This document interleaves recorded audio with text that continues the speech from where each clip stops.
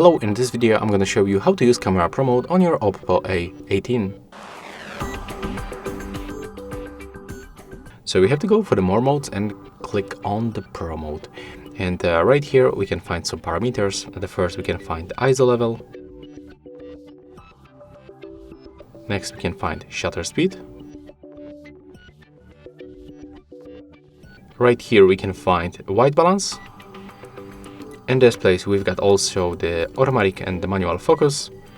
Right here we can find the exposure compensation.